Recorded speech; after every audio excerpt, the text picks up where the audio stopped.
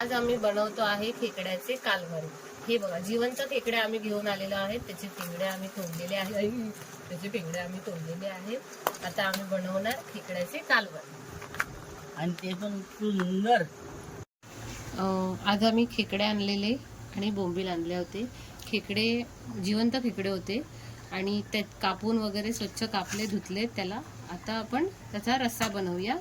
आणि हे बोंबील आणले होते, बोंबील कापले, धुतले त्याला मस्त, आणि ते मीठ मसाला वगैरे सगळं लावून फ्राय करूया। खेकड्याच्या मसाल्यासाठी लागणारं साहित्य घेतलेलं आहे। 1 टमॅटो, 2 खोबरं, 2 कांदे, 1 लसूणचा कांदा, आला आणि मिरच्या आणि कोथिंबीर। हे सगळं आपण वाटून घेऊया आणि खेकड्याची तयारी करूया। आणि हे चिंच घेतलेली आहे। हे बघा, तेल गरम झालेलं आहे। आता आपण त्याच्यामध्ये वाटलेला हा वाटण्याचा मसाला आहे, हा सर्व वाटून घेतला होता आणि हा आपण त्यात टाकूया।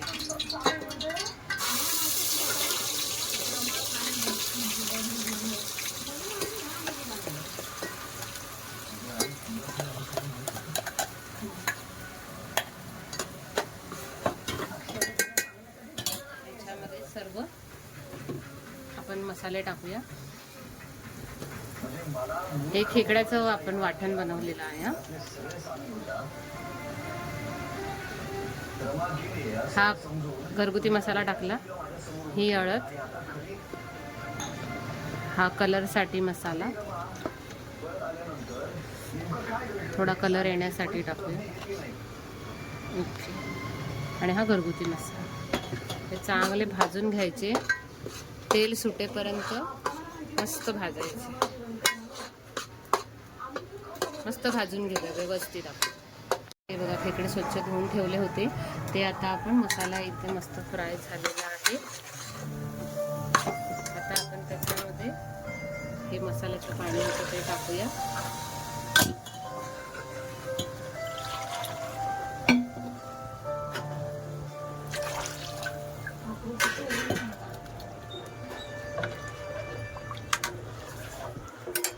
आपण त्यात खेकडे टाकू।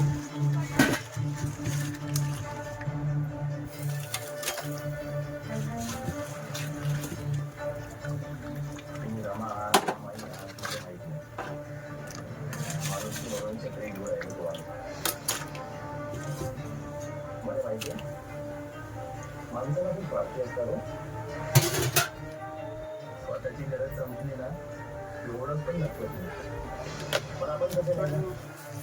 आपण मीठ काहीच टाकलं नव्हतं, थोडं मीठ टाकलं आहे, 1 चमचा।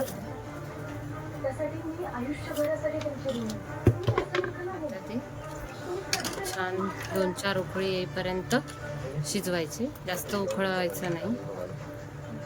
चिंच पण टाकली आहे।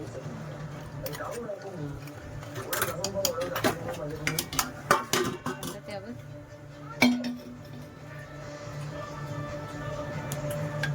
थोडं पाणी टाकून, जसं पाणी थोडंसं गरम होईल टाकूया आणि शिजवूया मस्त। हे बघा, खेकड्याचे कालवण रेडी झाले आहे मस्त, आणि बोंबील पण फ्राय केले आहे आणि कांदा आहे सोबत। आता आम्ही खाऊन बघतो कसे झाले।